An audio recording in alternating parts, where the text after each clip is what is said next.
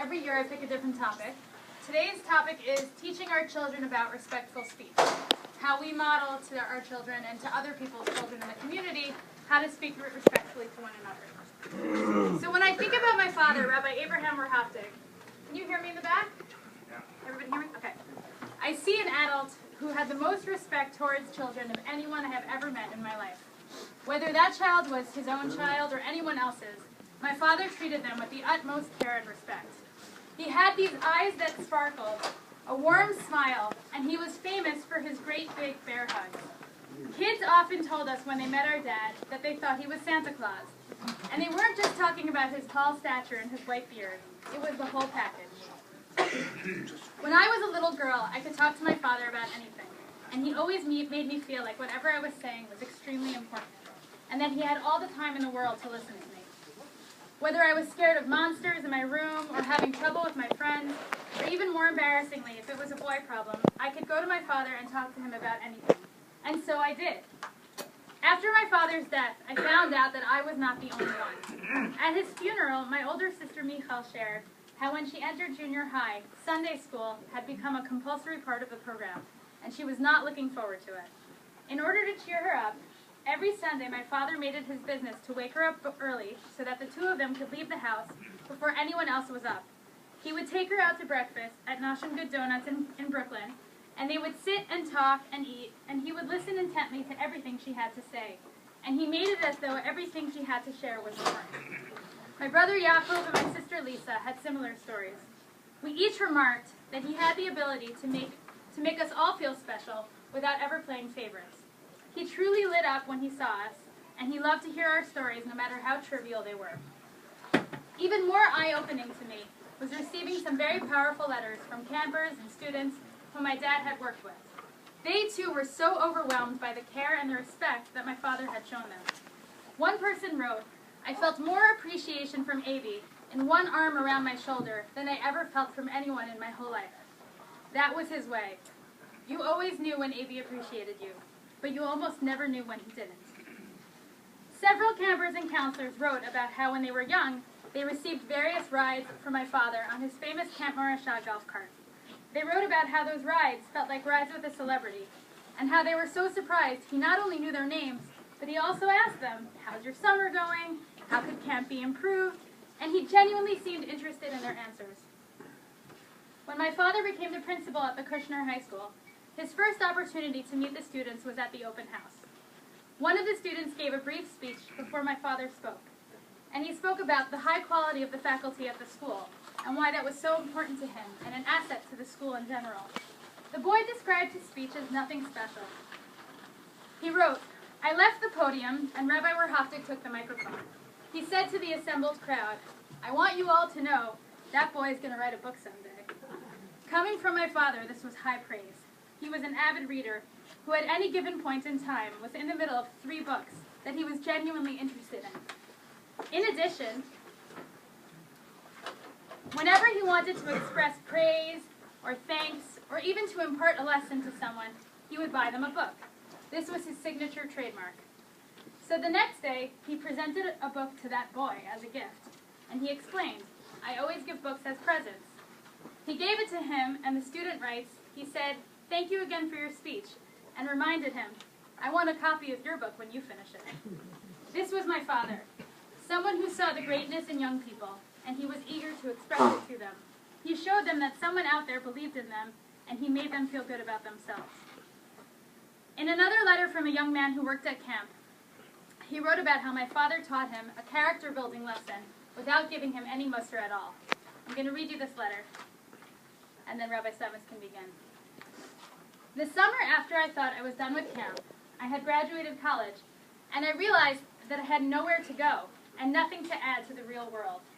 This seemed very unwelcoming and harsh, so I called Avi, and I asked him if I could come back to camp. A last-ditch effort to stave off adulthood.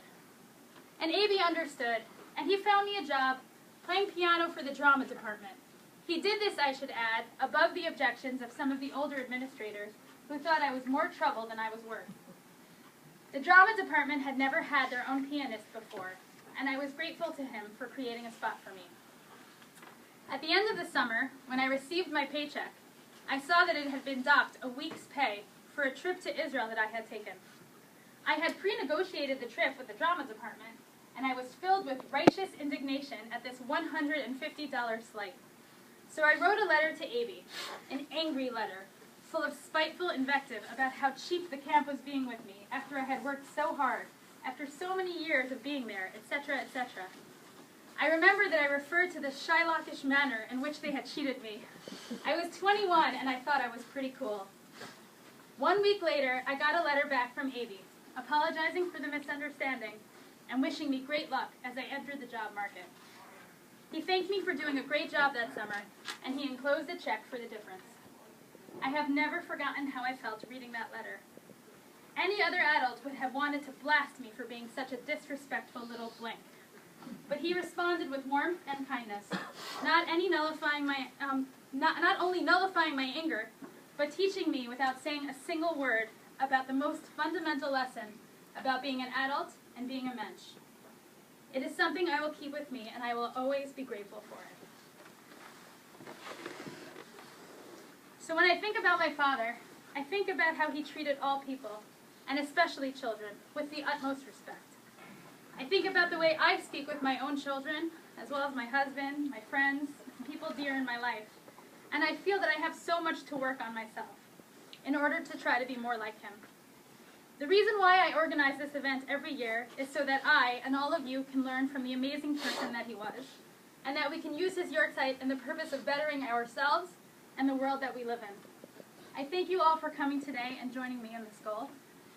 And without further ado, I'll introduce Rabbi Steinmetz, who will teach us more about the Jewish perspective on respectful speech.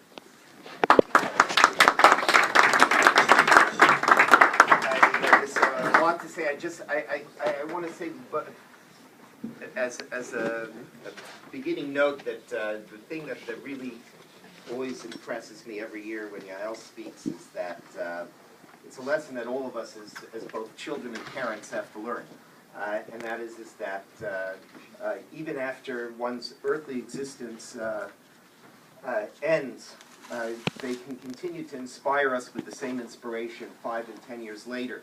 And it's a lesson for all of us as children to understand that our parents' lessons do not dim with time, as long as we remember them. And it's a lesson for parents, because the lessons we're giving our kids are not lessons that are just going to be for the next 5 years or 10 years. It's lessons that are going to stay with our kids for their lifetimes, and really for the lifetimes of their children as well. And so this lecture every year, and Yael's words every year, remind me of the enormous power that parents have in instructing their children, and the enormous bond that the two of them have with each other. I have a shiur, also the other thing I have to thank Yael for is every year is that when I research the topic, I end up like swimming through the topic, and I ended up with 6 sheets, which we're not going to get nearly accomplished all 6 sheets, I can assure you. The 6 sheets would really be 6 sheets out of 18. Because if you want to talk about respectful speech in the Jewish tradition, and Yael said, talk about how parents and children need to speak to each other. And it's interesting because how parents and children need to speak to each other, I think, is a subset of how people need to speak to each other. It's like a chicken and egg question. Is the reason why we have so little respect in speech today because of the fact that we don't speak to our children properly? Or is it because we don't speak to each other properly, so we end up not speaking to our children properly? And I was reminded of this lesson. Just a couple days ago, I heard someone cursing, using what you would call in English a 4-letter word. And it was in a context where I could not. First of all, it's the sort of person that 30 years ago I would have never imagined would ever express these words on their lips. And it was the sort of person that 30 years ago wouldn't use it in regular conversation, certainly wouldn't use it in regular conversation. And I was thinking about 4-letter words because they've become so much a part of our regular conversation. And what offends me is not just, that maybe there are religious values. These are words, they're essentially scatological and sexual terms that shouldn't be part of our day-to-day language, because as the Gemara in Pesachim calls it, it's lashon nikia, that shouldn't be part of our day-to-day language. We should have a much more, a cleaner, simpler language. But what really bothers me is that we use these words as proxies for emotion, for passion. And it's almost like that in the verbal tool case that people have to express their feelings, there's only sledgehammers and feathers. That there's no nuanced way of expressing ourselves intelligently. We have to constantly turn to these very, disturbing and profound terms. We use them over and over to the point, actually, where they have no meaning anymore. And it's fascinating to me that I think we've forgotten how to talk to each other. And that's the point of today's class. And so I'm going to try very quickly to give you a slight overview of some of the halachic elements related to how we're supposed to talk to each other. And I want to do it in a manner that respects the fact that it is a Sunday morning and probably everyone else, including myself, have a lot of plans. So I'm not going to go on very long. What I'm going to do is essentially not read the sources, but just touch upon them. And I want to start with the first source. Actually, that's one I'm going to read because it's a pasuk that deserves our attention. The pasuk says in Parshat Kedoshim, "Lo sisnas achicha bilbovecha halcheach tochiach es amisecha v'lo sisa alav chet." You should not hate your neighbor in your heart. You should rebuke your neighbor. Or halcheach tochiach means to go and to give essentially a teaching or to go to them and to go through reproof your neighbor would really be it. In other words, you take out an issue and you discuss it with them directly, and then you will not carry a sin because of this. Now, all of the commentaries try to figure out what are these. This is a jumble of things. What does it mean you'll not carry a sin because of this? What sin are we referring to? Don't hate your neighbor, rebuke your neighbor. Okay, that's kind of a very unusual combination. So the Ramban says something that's actually rather profound. The Ramban says that if you have a dispute with your neighbor, you should go to them and discuss it with them and say, look, I've got this problem. Because otherwise, internally, the hatred will fester. And v'lo sisa alav chet, this way you will not carry the sin of hating your neighbor. You need to rebuke them, because if you don't rebuke them, then all of a sudden the hatred will fester, and it will actually get worse. Now, if you look at the Ramban is teaching you a very basic concept. Communication is critical, and it's critical in sensitive situations. So all of you are saying, okay, I have to communicate in critical situations. So if my spouse does X, I got to tell them, right? Lo sisa alav chet. I shouldn't let the hatred fester. And it is true. I imagine in couples therapy, that's what they tell you. You have to have a line of communication. You can't just hold it inside and hold all of the slights inside and let them fester inside. So you say, that's very simple. In fact, if you look at another explanation that the Ramban mentions, which is a variant of, as we'll see in a moment, the Gemara in Arachin, which is a variant of the Sifrei. Another explanation the Ramban mentions is that someone is a sinner, you need to rebuke them, so that you are not responsible for their sin. Oh, so you would look at this pasuk, you would say, the Torah is telling me to go to other people and to tell them what I think. I got to express myself, which, by the way, is probably the byword of the 20th and 21st centuries. I have to express myself, right? So you would look at the pasuk, I'm required to express myself so that the hatred doesn't fester. I'm required to express myself so that the other person returns to the path of good. But then, a funny thing happens in real life. You express yourself so that the hatred it disappears. And remarkably enough, you may have experienced this, I have. When you express yourself, the hatred gets worse. How's that possible? The Torah told me to express myself. I rebuke someone, and instead of getting better, the person becomes more alienated. How's that possible? By the way, the Gemara in Erechim says already from Rabbi Tarfon, one of the Tanaim, who lives in the Tkufa of Rabbi Akiva, 1900 years ago, he says, we can't do tochacha anymore. We can't rebuke anymore. So what exactly is going wrong? So if you look at the Gemara in Erechim says something very, very beautiful. The Gemara in Erechim says, you have to rebuke your fellow man, But v'lo sisa alav chet, you should not carry a sin. You rebuke him, but you don't humiliate him. Now, this is an important caveat, which I think perhaps needs to be expanded to some extent. You rebuke, but you do not humiliate. What the Gemara in Erechim is saying is that yes, you have a responsibility at times to communicate. Human beings are going to have differences. There are going to be substantive issues in which I'm going to need to go to someone and have a sensitive conversation.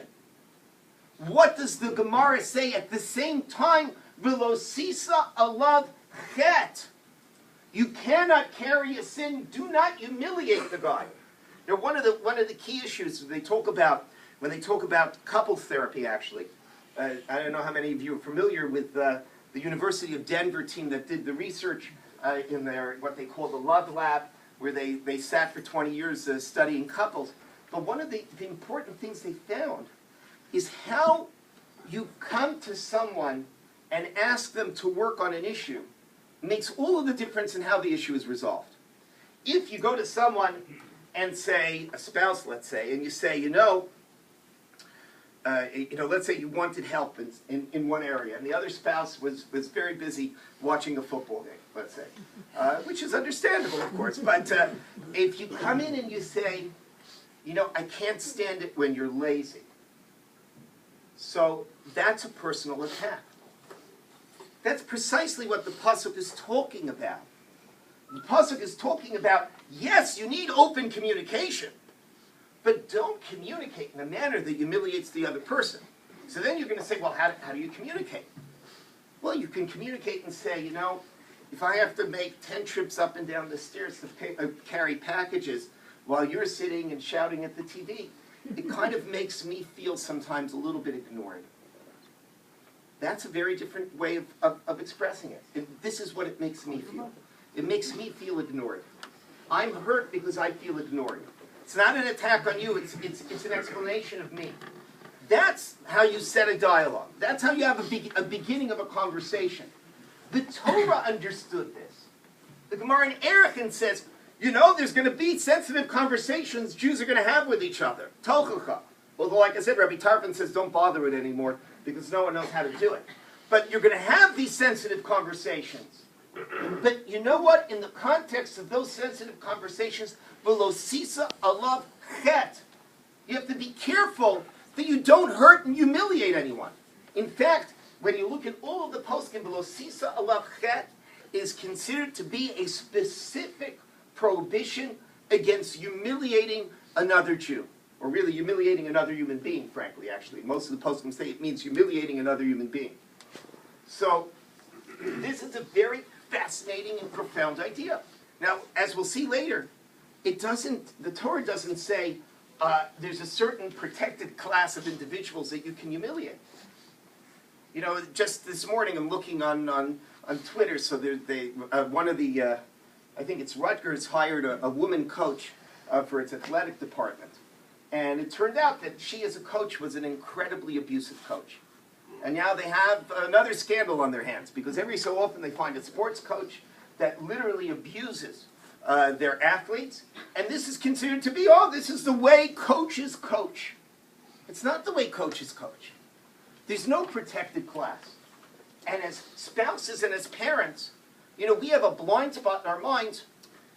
I'm not allowed to talk like this to someone outside, but to my family, they're a protected class. That I can talk to them the way I can be myself at home. You can be yourself at home? Is this what you are, by the way? You can be yourself at home? This isn't what you want to be. And we'll talk about that in a minute. Yes?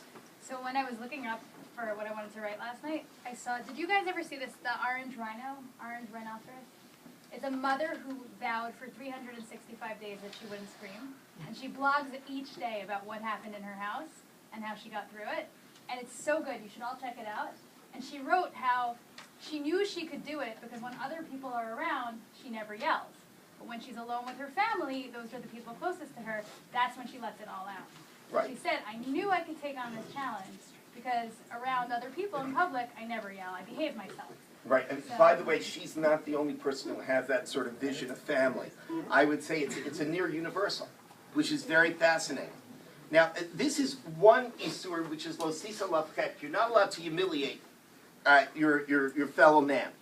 Now let's talk about another isur, which we're going to skip ahead to, and we're going to have to reflect on a question the Rabbi Chaim asks, is why you need two isurim. The next isur is the one that's on letter D. Letter D is, it's found in, we just read this in Parshas Bahar, V'lo sonu ish es hamiso v'yaresam elokecha ki ani Hashem elokecha. You should not oppress or wrong one another, and you should fear God. I am Hashem, your God. So this pasuk says you shouldn't oppress one another.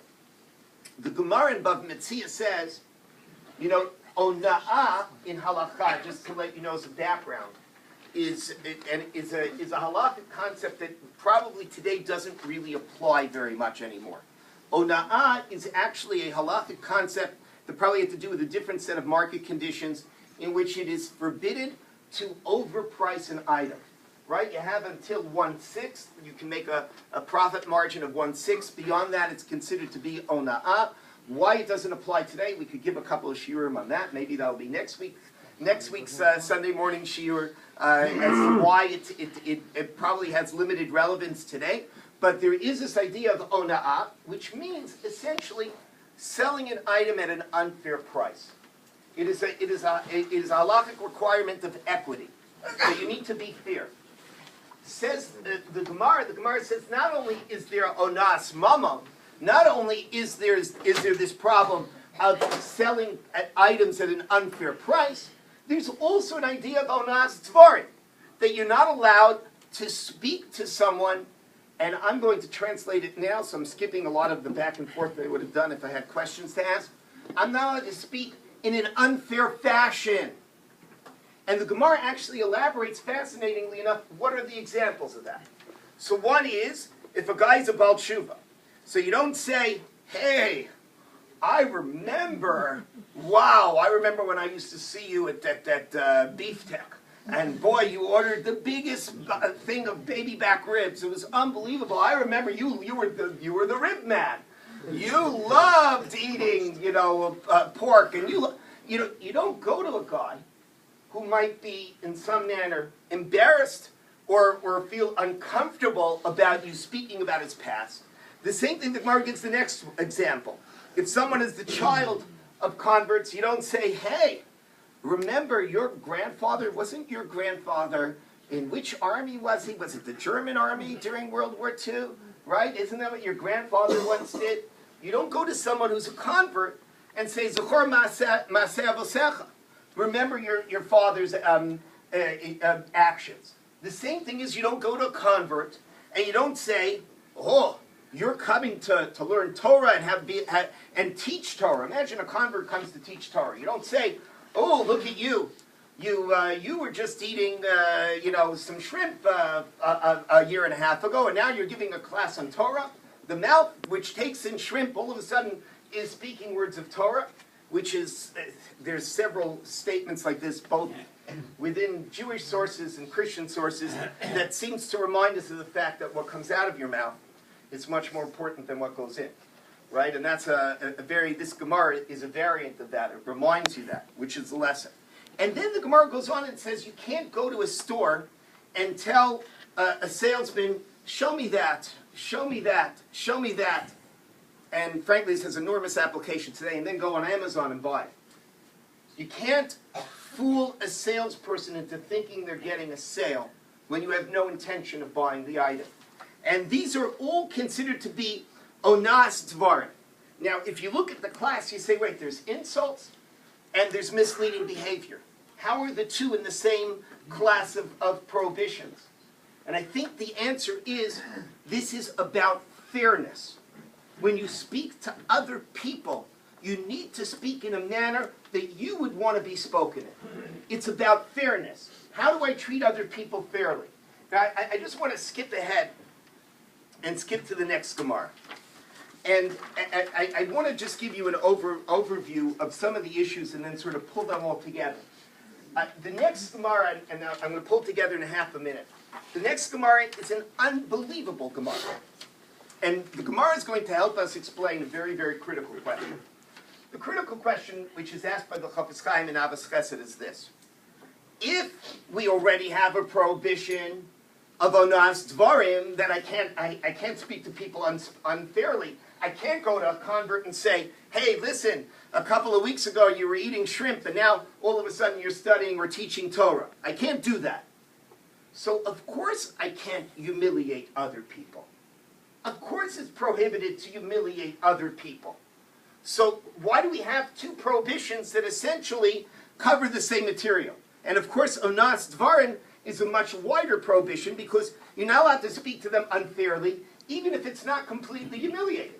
So why do you need two prohibitions? So I want to just stop here for a second because we're going to see that the prohibition of humiliation is far worse than the prohibition of acting unfairly. So in other words, there's fair speech and unfair speech, and then there's dignified speech and humiliating speech. And there are going to be two types of prohibitions. One which is based on simple fairness. I need to speak to people in a fair fashion. When I speak to someone, I shouldn't speak to them in a way that makes them feel uncomfortable. You know, the Gemara talks even about the use of nicknames. Now, I didn't have the time to go through that. Like I said, it could have been 18 pages, and we don't even have the time to do the 6 we have. The Gemara talks about the use of nicknames. The use of nicknames is not because the nickname is incredibly embarrassing, although the Rambam does seem to interpret it that way. It's not because the nickname is embarrassing, because the nickname is not his name, right? If his name is Jacob, he doesn't want to be known as Big J. Does it embarrass him to call him Big J? Not necessarily. But it's not his name. It's not what he wants to be called. It's not what he grew up with. This is a concept of Onaat Devarim. I need to be spoken to fairly. I want to be spoken to the way that, in other words, I want to speak to others the way I want to be spoken to. It's a concept of equity, of fairness. Humiliation is a far more significant concept. And when we talk about this with kids, I want you to understand how profound, if there's one thing you get from today, how profound the concept of humiliation is in halacha, and how profound it is psychologically in our own lives, and how often, particularly in the 21st century, we overlook it. In fact, people actively are mochel, actively forgive humiliation, and go on TV shows to humiliate themselves, just to get publicity. So it's a very profound idea, but what does the Gemara say? The Gemara here, and it's source F, if you want to take a look at it some other time. The Gemara, we know the second part of the Gemara, so I'll start with that one first. The first part of the Gemara is one that rabbis don't quote that often, as you'll see in a moment, because it's a little bit frightening. The second part of the Gemara has to do with the story of Tamar and Yehuda, where the Gemara says that Tamar did not want to reveal that Yehuda was the one that got her pregnant, right? And Yehuda was determining that she needed to be put to death because she was technically waiting for her son to get married, and she got pregnant. So she doesn't say directly that Yehuda made her pregnant. She just says, oh, by the way, I happen to have the items that the man who made me pregnant gave me. And then Yehuda, of course, admits that he was the one who made her pregnant. So the Gemara says, Noach lo la'adam sheyapil atzmo l'kivshan ha'esh v'al yavim pnei chaveru barabim. It is better for a person to throw himself into a fiery furnace rather than humiliate his friend in public. This is what we learned from Yehuda and Tamar. Now, every one of you in this room right now, unless you've studied the item before, everyone in this room thinks, this is a classic case of rabbinic exaggeration. It is better to throw yourself into a fiery furnace rather than humiliate another person. Oh, it's a wonderful homiletical image. It's not. You should know the poskim, starting with the Balei Tosfos, the Rabbeinu Yonah, and there's a famous tshuva, of course, from the Binyan Tzion. The poskim say that this has halachic value.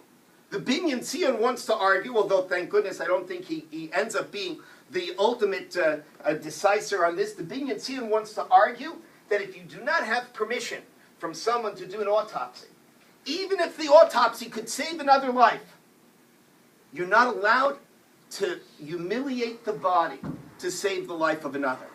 That is how severe humiliation is, that actually it's Yahareg the Al Yavar, according to the Binyan Tziyim, according to Tosfos, according to Rabbeinu Yonah. We don't paskin this way, but even if we don't paskin this way, to give you a sense of how extreme this goes, it is better to throw yourself into a fiery furnace rather than humiliate another human being. Now we're going to have to survey, we're going to have to think in a moment, and I imagine you're all starting to think about this, why this is so significant. But I want to show you the beginning of the Gemara, which is much less frequently quoted. The beginning of the Gemara has to do with a situation where David HaMelech is sitting with the other guys in yeshiva after the unfortunate incident of Bathsheba. And the other guys in yeshiva, this is a member in the name of Rabbi Yochanan, the other guys in yeshiva, every time they're learning, they can be in the middle of Olos, the Gemara says. They're in the middle of a whole other part of the Gemara. They start going to David HaMelech. David, what's the penalty for having relations with an Eshes Ish, with having relations with a married woman?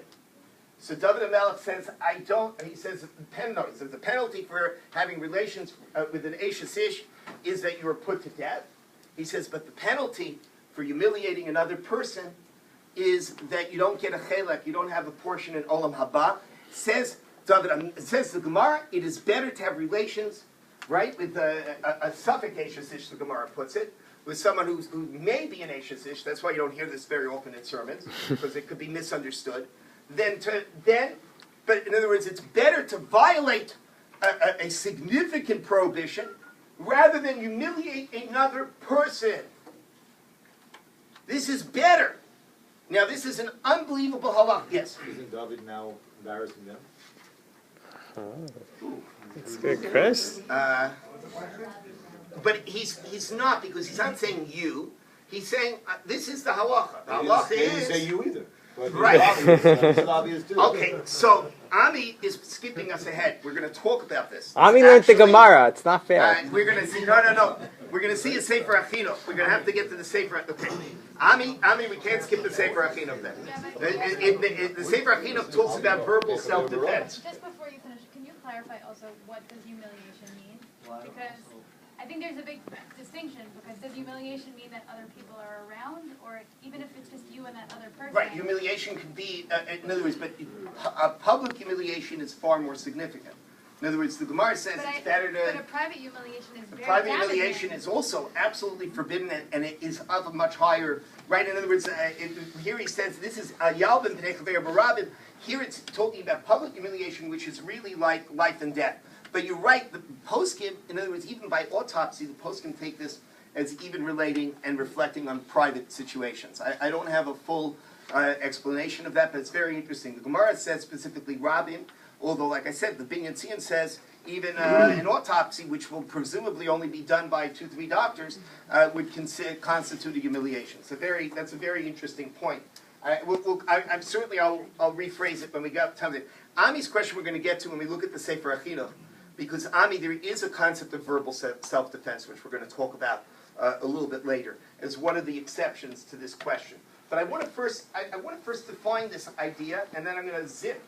I'll tell you very quickly all of the cases that I have here, and then we're going to go to the final point, which is about children. But I want to define this idea. What does it mean? Why is humiliation so significant? We say it's better. It's literally some poskim want to say it's Yahareg Val Yavar. You got to give up your life rather than humiliate another person. Why is it so profound? So I'll tell you something you need to know about yourselves. Our identity is constructed in a certain fashion. When someone humiliates us, it punctures our identity. We wake up in the morning and we have a sense of who we are when we wake up in the morning. If someone comes and publicly humiliates us to the point where I can't walk in the street, you've destroyed the inner me. Yes, physically I'm here. Even my neshama is here. But what we create of ourselves, don't forget, each and every one of us, we wake up in the morning and we think about who we are. This is who I am. If someone comes and punctures this and says, nah, that's not you. You think you're David HaMelech, the great king, you're garnished. You think you're Yehuda, you're garnished. Now these are for misdeeds they did. But in other words, by humiliating them, you destroy their entire self-identity, their entire image of themselves. That's like destroying the person. This is what the Gemara is saying. Not only is there a physical person, not only is there a spiritual person, there is essentially a psychological person. When you humiliate a person, you have destroyed that person psychologically. That also, as Rabbeinu Yonah calls it, is avak ritzicha, or avuzrayu of ritzicha. It is an offshoot of murder. You're murdering the person's identity. The person feels that they're no longer who they are, and frankly, when a person's identity is broken and destroyed, it's very difficult for them to get up and rebuild. It happens, people rebuild. I don't want to be negative. Now you have to just think, I'm just going to point out, you're nurturing your children's identities. That's just the point that has to be made right now. You're nurturing your children's identities. How are you nurturing those identities? When you say certain things, what's occurring to those identities? Something to be considered very, very seriously. But what we have here are two isurim. One which relates to the concept of what I would call dine mamanos, which is a concept of equity, and one which relates to the concept of dine nefashos, which is the concept of I need to preserve the other person's identity. It's very significant. It's his life, right? If a person is used to having dignity in a certain fashion and you take that away from them, you've taken away, really in many ways, their soul. You've taken away who they are on the inside. Now, so much so that the Gemara talks about a case. Again, I'll bring you the highlight of it. Again, not this. You see, in this class, you'll hear things you won't hear in other shiur. The Gemara talks about a case where a woman comes into the Beis Medrash and says a remarkable thing. She says, "Someone was makadesh me with bia. Someone proposed marriage, and one of the ways technically that you can actually affect and create marriage in the Mishnah is you can create marriage if you go to a woman and say, if we have relations, this now constitutes us as a married couple, and that creates marriage." So the Gemara says that obviously there was a student in yeshiva who misused this, and maybe others did as well, and went to a woman and say, "Look, we're going to get married, and we're going to have relations, and that's how we're going to get married." And then the woman comes to yeshiva the next day, she says, "I don't remember which one of the guys in yeshiva did this, but I'm married to him." And now everybody is like in shock. So Rabbi Meir, the greatest rabbi in the yeshiva, comes and writes her a get, and everybody else in yeshiva writes a get to protect the guy who did the misdeed, who did something that he would be embarrassed to, who fell down to human nature, fell down to his baser desires. This is what the Gemara talks about. There's this idea of even protecting another person's dignity by not pointing out or trying to cover up what they did that was perhaps embarrassing for them. You want to cover up their embarrassment. You don't want to expose it. Now, that doesn't mean that, God forbid, if there's something criminal, that's a whole other, that was the class I did on Shavuos. I don't have time to fit everything in together. But there is this idea of protecting people from public humiliation if it's not necessary for it to be exposed. And here in this case, okay, you did a misdeed. She's not demanding damages. She's demanding a get. She's demanding a divorce. Why does anyone have to know who did this item? Why does anyone need to know about that? So we protect them. So not only is this concept of humiliation so significant that we shouldn't humiliate others, we try even to protect people who maybe fall down once in a while. And not in a manner that's again, that we're codependents, et cetera, et cetera. Now, just to go through this very quickly because we have to finish. The truth is that I can give you speeches about proper speech, but in the end, we very often fall down. The Gemara in Tainus, if you have a chance to look at it another time, I'll talk about it. It tells us a wonderful story about Rabbi Lazar. Rabbi Lazar bar Shimon, who's the son of Rav Shimon bar Yochai, who is a huge Talmud Chacham. He meets a man and he humiliates him right away because he's feeling good about the Torah that he learned. We know that sometimes when we feel good about ourselves, we're actually more capable of looking down on others. And the Gemara makes it very clear that the language we use when we think we're superior, now this is a lesson to anyone who supervises an employee. The language we use when we feel superior is language that it counts just as much as when we feel on the same level as the other person. This Gemara where Rabbi Lazar says to a man, he looks at him and he's learned a lot of Torah and he feels like he's a great man. And he sees this guy and the guy starts talking to him and he ignores him. And he just says, ugh. He says to someone else that's with him, he says, you see this ugly man? Do you think everybody in his city is that ugly? And you know what the man responds? The man responds, he says, I don't know. Why don't you ask the one that created me?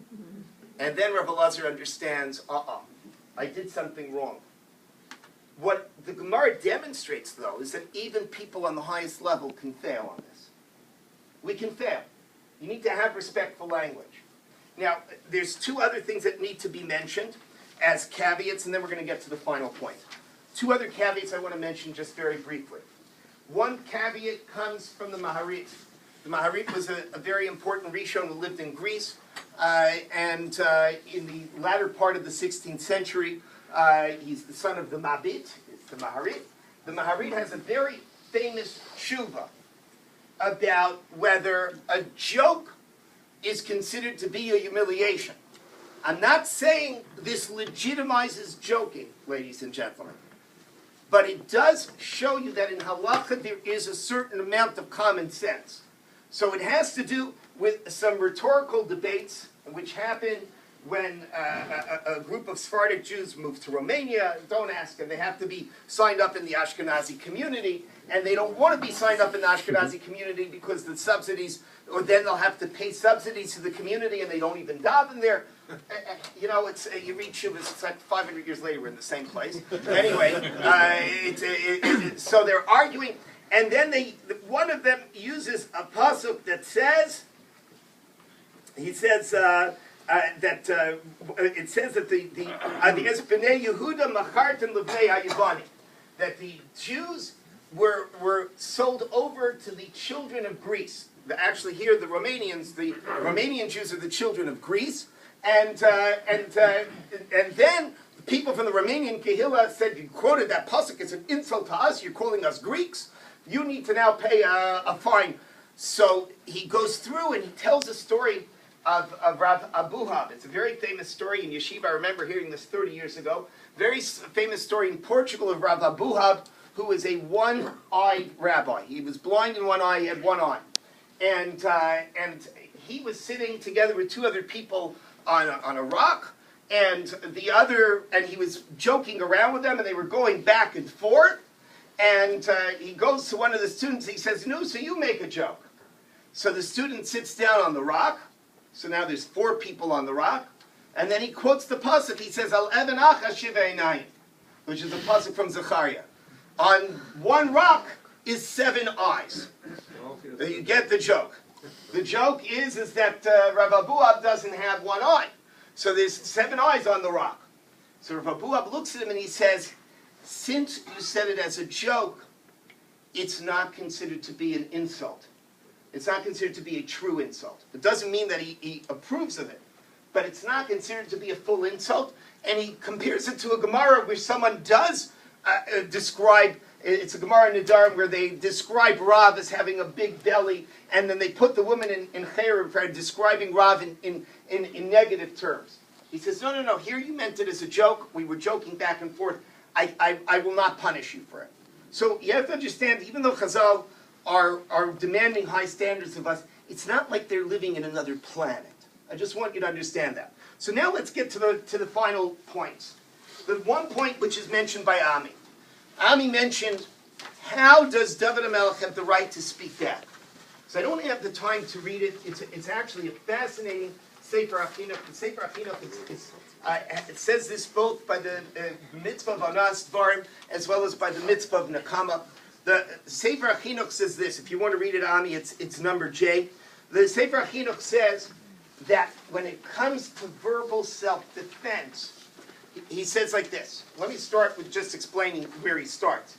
He says, if you never fight with anyone, Truth is you'll never get anyone humiliating you. Stay away from fights. If you stay away from fights, then you'll never have the problem of someone insulting you. He says, but let's say you stay away from fights, and someone comes to insult you anyway. He says it shouldn't happen that way, let's say. He says, just like you're allowed to defend yourself when someone breaks into your house, you're allowed to defend yourself verbally when someone's humiliating you. He says, but don't defend yourself in a manner that exacerbates and escalates the confrontation. Defend yourself gently, but make it clear that what they're doing is unacceptable. And then at the end, the Sefer HaChinuch says, however, the Gemara says that there is a level of Hasidim that listen to their insults and say nothing.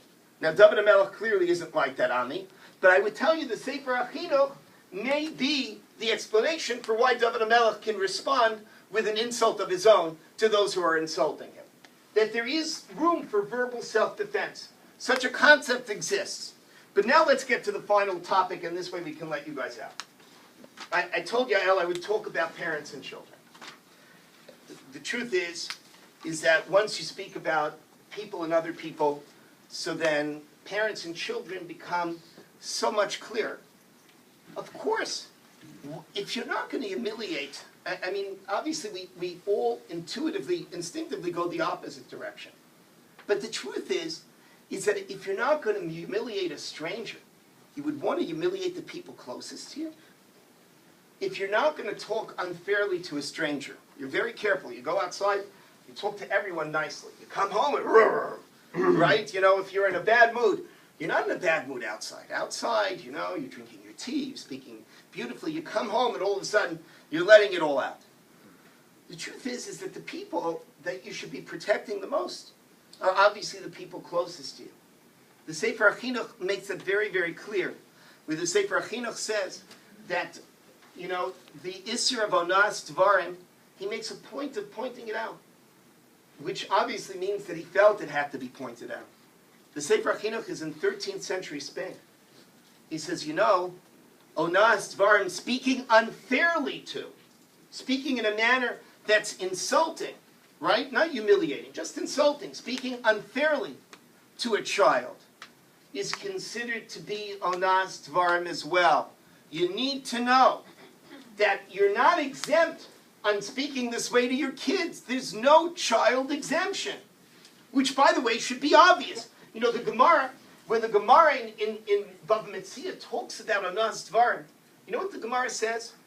The Gemara says that not only is there Onaat Devarim on every person, particularly on your wife, the Gemara is talking to men, particularly on your wife, there's deeper Onaat Devarim, right? Shedimaseh Metzuya, that her tears come much more rapidly when you speak to her improperly.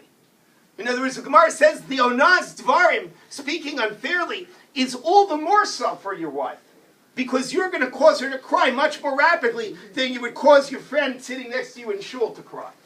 Right? You can speak to your friend a little sharply, all right, Chaim's been crazy. But you go to your wife, she cries much more quickly. The Gemara says you have to be more careful. And that's, I think, where the Sefer HaChinuch is getting his cue from. Children, you have to be more careful from. But there's something much more to this. And there's two items that have to be mentioned. Number one, the Gemara talks as well in terms of even corporal punishment. That you have to curb corporal punishment, meaning hitting, at a certain age, because it's lifnei iver. That a parent, when they want to discipline their child, they have to know that if they're going to discipline their child in a way that the child may react without kibud avein, that it's lifnei iver, that you're causing them to have a stumbling block and not follow halacha properly. This is a profound idea. A parent needs to know, yes, I have to discipline my child, but I have to discipline my child in a manner that won't get them to react negatively. My discipline has to be effective. If I'm going to discipline in a way that the kid is going to now do even more a lack of kibbud avein, then there's no point to it. But finally comes the last lesson, which is the Gemara in Sukkah. The Gemara in Sukkah is the last thing where it says that Reb Zera famously said, don't tell a child you're getting them something and not fulfill it. Because then you're teaching your kids to lie.